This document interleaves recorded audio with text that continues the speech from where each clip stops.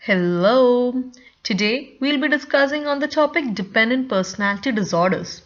From the previous video, we came to understand that DSM-5 has divided personality disorders into three clusters: Cluster A, Cluster B and Cluster C. Dependent personality disorder comes under Cluster C personality disorders. Dependent personality disorder. People with dependent personality disorder have excessive dependence on others and feeling the need to be taken care of. They'll be showing traits like being submissive or show clingy behavior towards others, lack of self-confidence requiring excessive advice and reassurance from others to make even small decisions, difficulty disagreeing with others, fearing of disapproval, difficulty starting or doing projects on their own, tolerance of poor or abusive treatment even when other options are available, and also there is an urgent need to start a new relationship when a close one has just ended. Now let's check out the diagnostic criteria for dependent personality disorder.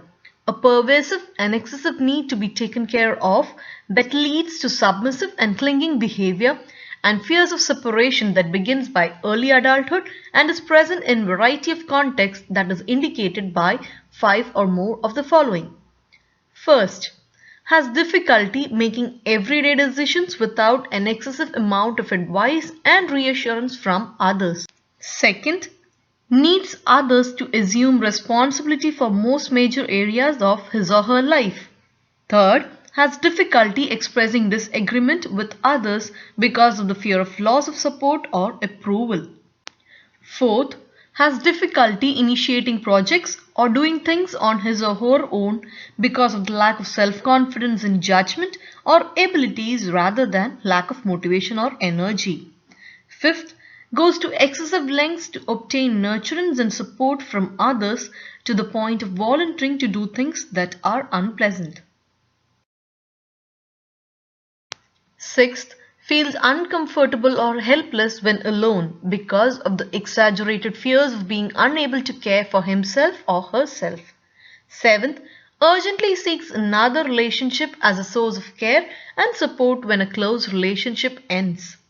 Eighth, is unrealistically preoccupied with fears of being left to take care of himself or herself. Now let's see the prevalence or the epidemiological rate.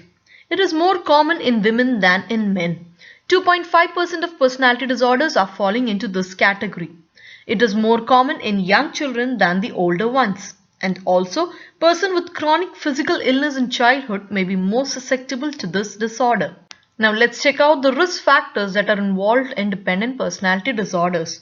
It can be having a history of neglect, an abusive upbringing, or being in a long-term abusive relationship, or having unprotective or authoritarian parents, and also having a family history of anxiety disorders. Now let's see the development and cause of DPD. Dependent personality disorder may be caused by a combination of biological and developmental factors. People exposed to authoritarian or overprotective parenting styles, chronic physical illness, or separation anxiety during childhood may be more likely to develop dependent personality traits. This diagnosis should be used with great caution, if at all, in children and adolescents, for whom dependent behavior may be developmentally appropriate. Now let's see the treatment for dependent personality disorder. We can go with psychotherapy and pharmacotherapy for a better treatment regime. In psychotherapy, we can go with insight-oriented therapies, behavior therapy, assertiveness training, family therapy and group therapy. We can also go with pharmacotherapy if required. So this was all about dependent personality disorders. If you like this video, please like, share and subscribe to my channel so that you can get all my new updates. Hope to see you soon with the next video. Till then, take care. Bye.